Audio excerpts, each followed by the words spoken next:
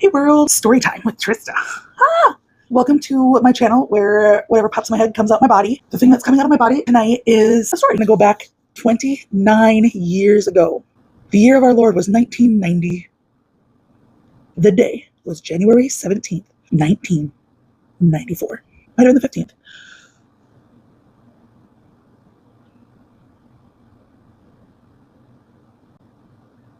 I'm trying to think of the angle I want to even tell this story. Like, do I want to be really funny and stuff or like really sentimental?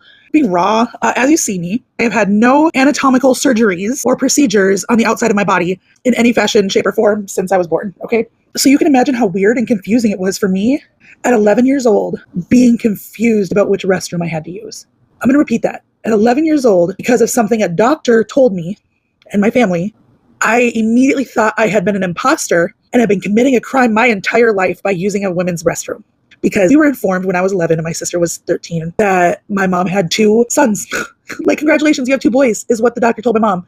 Because I had XY chromosomes as well as my sister. Most intersex individuals without a lineage or family history of intersex conditions usually don't discover, some of them don't even know they're intersex until they're in their 20s or 30s and just wonder why they never had a period or a million other things. There's 46 or 45 known variations of intersex conditions. These are biological / anatomical medical conditions. These are not choices, propaganda things to scare you. I grew up having my own dad talking about the he, she in our neighborhood because there was a trans person growing up that used to come into their place of business. They couldn't stand, and the vehemence. I grew up knowing, you can imagine at 11 when I was told I was ambiguous. I knew what my own mom and dad thought of me.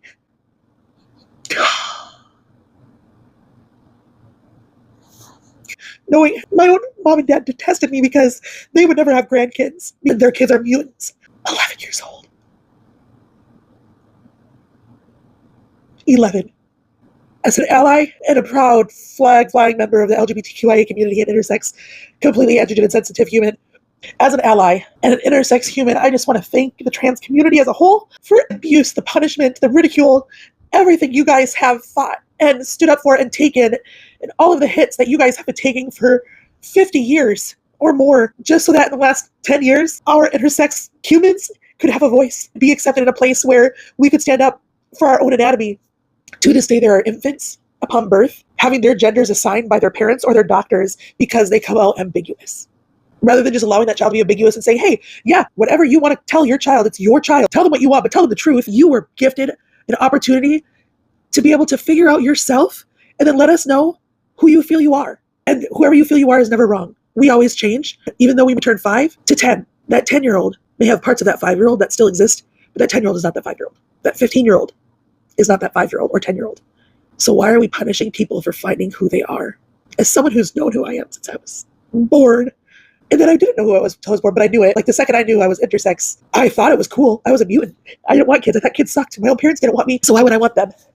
And that sucks. There are bigger things to worry about than when people have to use the restroom. Let's be better. Good afternoon, good morning, good evening, and good night. Peace out, world. Thank you for joining me for Trista's Tales of Torment.